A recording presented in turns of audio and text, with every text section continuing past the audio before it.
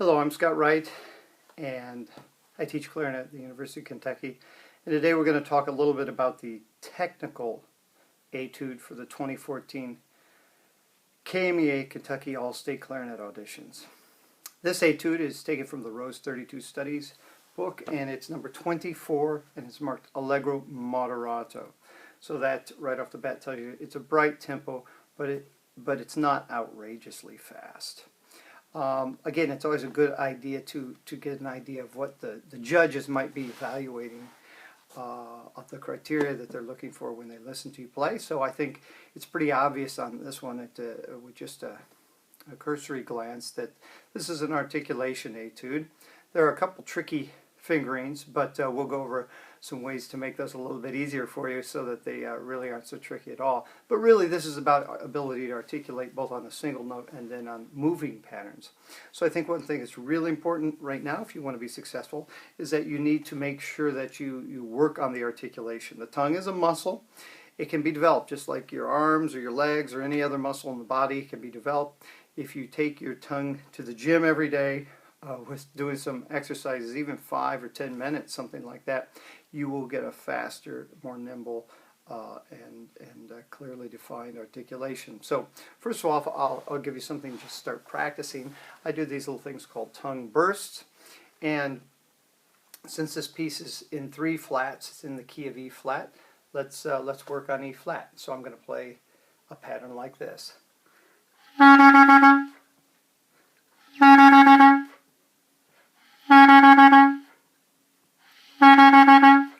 I play 4 groups of 16ths with 2 counts to recover. Then I move on to the next note in the scale.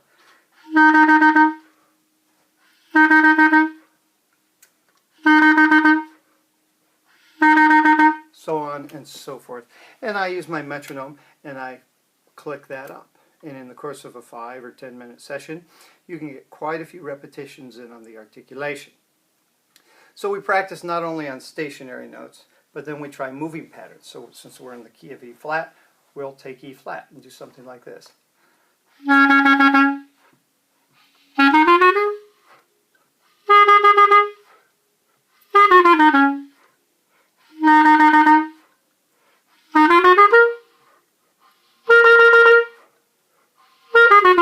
So on and so forth, till we move all the way up and down a couple octaves of E flat. You'll also notice that in this etude there are a couple places where you have to tongue more than a single group of 16ths at once. So the next part of this exercise would simply be 2 groups.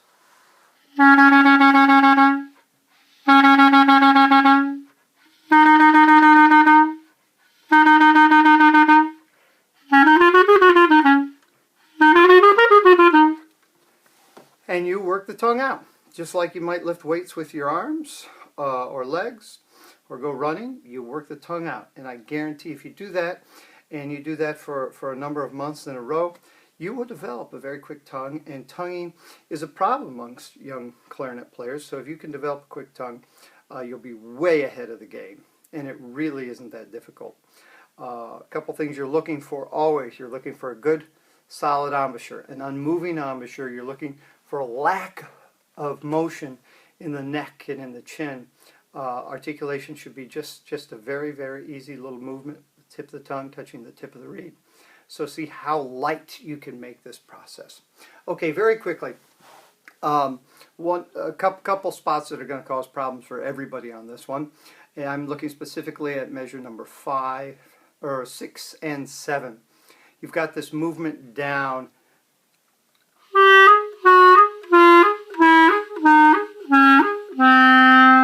You keep bouncing up back to the throat tone B flat.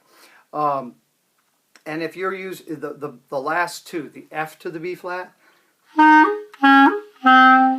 are really problematic if you're going very, very quickly. So I use a different fingering. Hopefully you know that you can use a 1-in-1 E flat or B flat. Hopefully you've been taught that. So your side key E flat, you can also play with a sliver, but you can also play that with the first finger of the left hand and the first finger of the right hand. But did you also know that you can play it with the first finger of the left hand and any other finger in the right hand. And you'll hear the change of color a little bit, the change of pitch. But for our purposes, with a rapidly moving exercise, that timbre and the pitch, subtle pitch change is not going to be so significant. So what I'm actually going to do on measure number 6, and this is probably the trickiest part of the whole piece, is I am going to play the C flat, which is B natural, with my right hand. And then as I come down, I'm going to anchor my right hand ring finger down.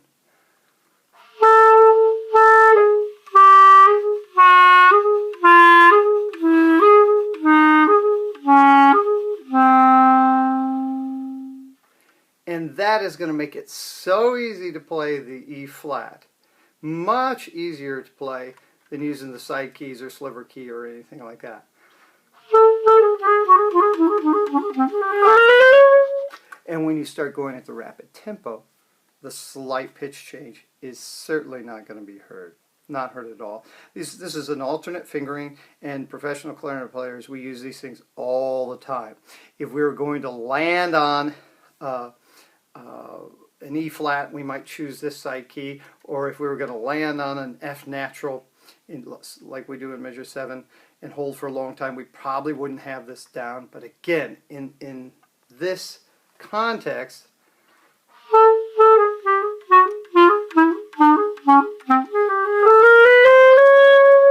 I'm going to just play that entire measure 6 and 7 with my right hand ring finger down, and it makes that such an easy thing. Something that's very, very difficult suddenly is going to become very, very simple. Also, you need to make sure that you understand the use of the clarion B flat.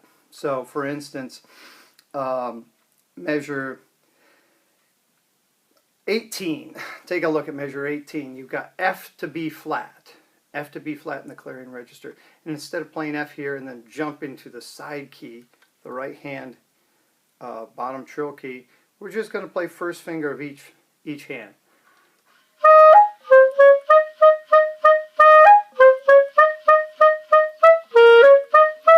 And it makes it so easy. And there's several cases in this exercise where we're going to want to use 1 and 1 B flat. Now I'm going to give you some quick advice. Sometimes your instrument might not be adjusted perfectly to make that happen, so I would suggest possibly moving the instrument at the center, either left or right, ever so slightly, and you might find a position at which the horn pops out the 1 and 1 B flat just beautifully.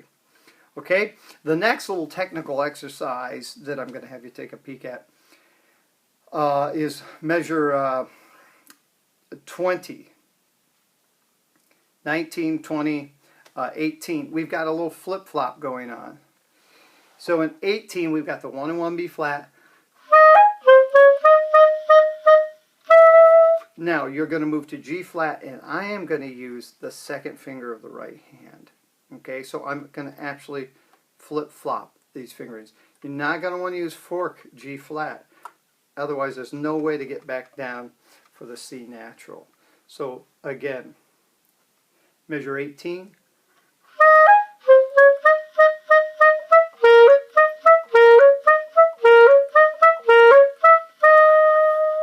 And you're able to accomplish that very, very easy. Another little trick is the G flat. I make very short.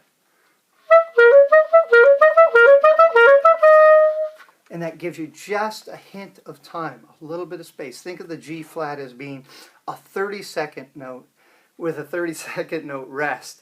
That gives you just the time you need to get to the left hand C natural. And then you can make your move to the E flat on the right. And then you're going to just use that second finger of the right hand all the way through. Okay? Another quick word with the articulation. Notice most of this is just a legato tongue. In fact, there's only one spot, measure number 4 in the whole piece, I think, where you've got that staccato marked. So when you're doing your articulation, don't worry about making it short. I always tell my students, for rapid tonguing, they're really hardly ever a true staccato. We're just interested in clarity. So when you practice these scales,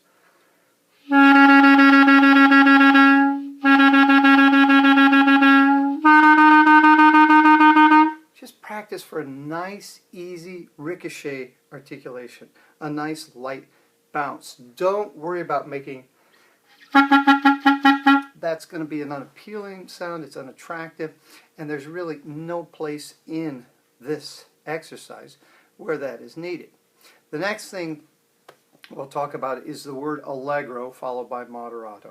A lot of kids will just look at this and just try to play as fast as they can, but really the word Moderato tempers the actual tempo here. And if you were to actually look at all of Etude number 24, you'd see at the end of this exercise you've got octaves, rapidly moving octaves. So no one, not even the finest player, is going to be playing this at breakneck speed.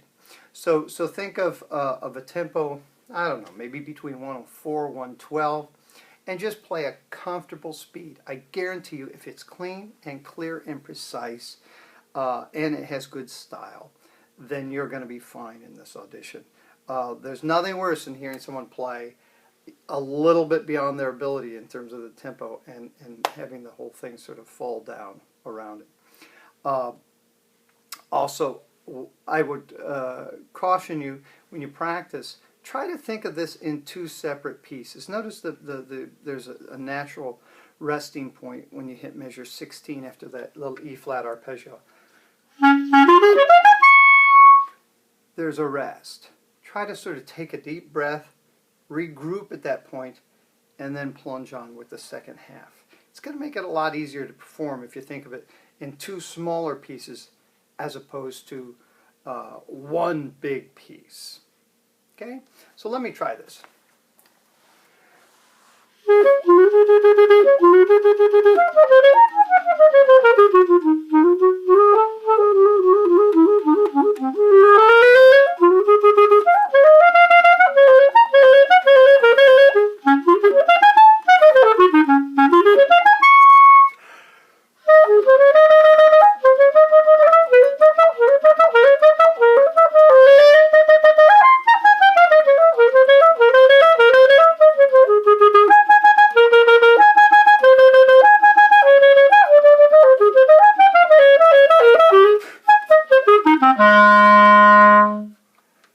That's plenty of tempo, it's plenty of speed, and you're after, again, a good style, a nice light stroke, and trying to offer some musicality as well. Notice I put some crescendos on some of these repetitions. I pulled back on some of the phrases, just a little bit of shape, and ultimately that's what we want to see in an etude like this. Can you play it, accomplish the technique, but then you also play it musically? So I hope some of these tips help you out. Start practicing your articulation a little bit every day. Take that tongue to the gym and practice really, really hard. Please let me know if you have any questions. I'm happy to help. Good luck. Now go practice.